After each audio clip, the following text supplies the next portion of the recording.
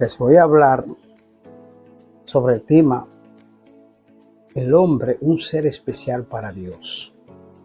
Inmediatamente surge una pregunta, y es ¿por qué el hombre es especial para Dios? El hombre fue creado de una manera única. La primera razón por la que el hombre es especial para Dios es que fue creado a imagen y semejanza de Dios. Génesis 1, 26 al 27 dice: Entonces dijo Dios, hagamos al hombre a nuestra imagen, conforme a nuestra semejanza. Y creó Dios al hombre a su imagen, a imagen de Dios lo creó, varón y hembra los creó.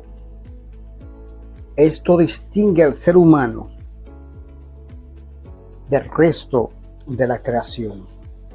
Los animales fueron creados según sus respectivas especies, pero respecto al hombre, Dios declara: hagamos al hombre a nuestra imagen.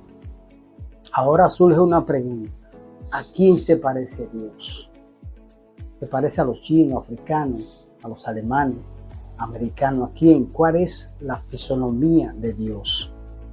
Es posible que nosotros como creyentes nos encontremos con personas que con un propósito capcioso nos hagan este tipo de preguntas para confundirnos. Y por eso es importante que estemos claros con este punto. Ahora, lo primero que tenemos que pensar es que Dios es espíritu, una figura etérea, es espiritual. El hecho que Dios haya dicho hagamos al hombre a nuestra imagen y semejanza, esto no significa que físicamente Dios tenga la forma de un hombre. La imagen de Dios se relaciona con aspectos como capacidad racional, voluntad, moralidad, conciencia, capacidad de relacionarnos, capacidad de amar, responsabilidad, dominio delegado sobre la creación, la capacidad de conocer y responder a Dios. Dios además le entregó al hombre una responsabilidad. Si leemos Génesis 1:28, que dice: fructificad y multiplicaos, llenad la tierra y sojuzgadla. El hombre no fue creado simplemente para existir, fue creado para representar el gobierno de Dios en la tierra o sobre la creación. El hombre fue creado para la vida, no para la muerte. Aquí encontramos una diferencia fundamental. La muerte no aparece en el Génesis como el propósito original de Dios para el hombre. ¿Por qué? Porque Dios puso delante de Adán y Eva el árbol de la vida. Génesis 2:9 dice: y Jehová Dios hizo nacer de la tierra todo tipo de árbol delicioso a la vista y bueno para comer. También el árbol de la vida en medio del huerto. Y después del hombre pecar, Dios dijo, Génesis 3:22 dice: ahora pues que no alargue su mano y tome también del árbol de la vida y viva para siempre. Esto demuestra algo extraordinario. El hombre había sido creado para vivir en comunión con Dios, pero el pecado introdujo la muerte. Pablo lo explica claramente en Romanos 5:12, que dice: por tanto, como el pecado entró en el mundo por un hombre, y por el pecado la muerte, así la muerte pasó a todos los hombres, por cuanto todos pecaron. Aquí la muerte entonces no es presentada como la condición original ideal del ser humano, sino como consecuencia del pecado. El pecado cambió radicalmente la condición humana.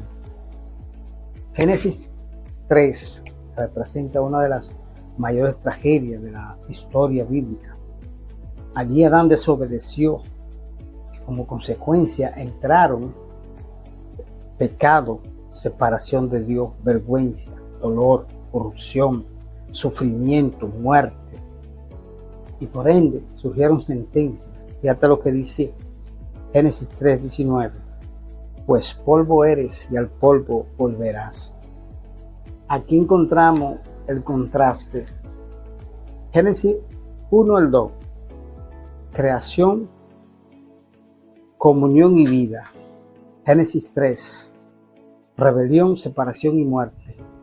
Pablo, en Romanos 6:23, resume la situación. Que dice, porque la paga del pecado es muerte, mas la dádiva de Dios es vida eterna en Cristo Jesús, Señor nuestro. Para darle continuidad a este tema, vamos a hacernos una pregunta. ¿Qué pasó con los ángeles que pecaron? La Biblia también habla de seres angelicales que se rebelaron contra Dios. Segunda de Pedro 2:4, que dice, porque si Dios no perdonó a los ángeles que pecaron, sino que arrojándolos al infierno, los entregó a prisión de oscuridad para ser reservado al juicio. Judas 6 habla de los ángeles que no guardaron su dignidad, sino que abandonaron su propia morada.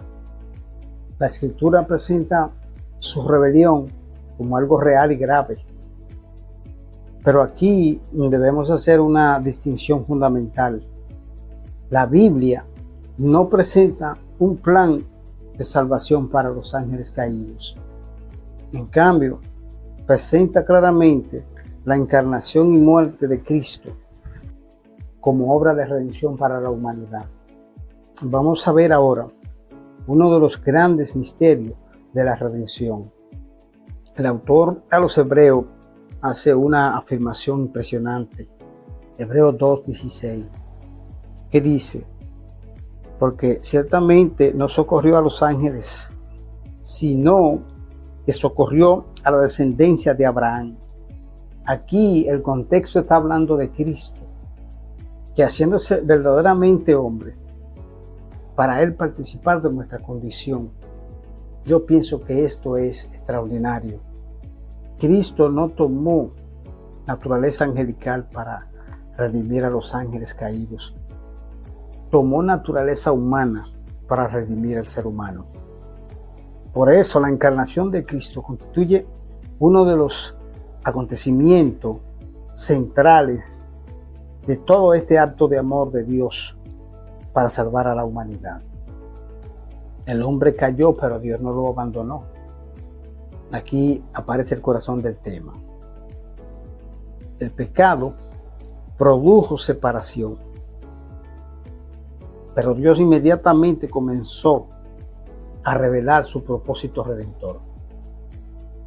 Inmediatamente después de la caída, encontramos una de las primeras promesas mesiánicas.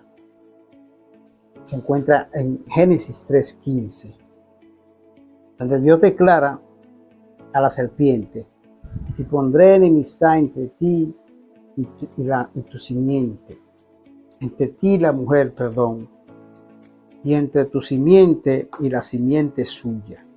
Esta te herirá en la cabeza y tú le herirás en el calcañar. Tradicionalmente, este texto ha sido entendido como el protoevangelio, es decir, la primera proclamación de la victoria futura sobre el poder de la serpiente. La historia bíblica comenzará entonces a avanzar hacia Cristo. Aquí debemos distinguir dos conceptos. El primero, restauración, volver a poner algo en una condición adecuada. Segundo, redención, rescatar mediante un precio. El Nuevo Testamento utiliza precisamente el lenguaje de la redención. Fíjate lo que dice Efesios 1:7. En quien tenemos redención por su sangre, el perdón de pecados, según las riquezas de su gracia. Cristo no vino simplemente a mejorar moralmente al hombre. Vino a rescatarlo del dominio del pecado. El precio de nuestra redención fue la sangre de Cristo. Vamos a leer 1 de Pedro 1, 18 al 19, que dice: sabiendo que fuisteis rescatados de vuestra vana manera de vivir, la cual recibisteis de vuestros padres, no con cosas corruptibles como oro o plata, sino con la sangre preciosa de Cristo, como un cordero sin mancha y sin contaminación. La cruz no fue un accidente, no fue simplemente la ejecución de un hombre inocente, fue el centro del propósito redentor de Dios. Isaías 53:5 dice: mas él herido fue por nuestras rebeliones, molido por nuestros pecados. Segunda de Corintios 5:21 también dice: al que no conoció pecado, por nosotros lo hizo pecado, para que nosotros fuésemos hechos justicia de Dios en él. Aquí encontramos el gran intercambio. Cristo tomó sobre sí nuestra culpa para que nosotros pudiésemos recibir justicia. Cristo no solo perdonó al hombre, lo reconcilió con Dios. El pecado produjo enemistad y separación, pero Cristo reconcilia. Veamos lo que dice 2 de Corintios 5, 18 al 19.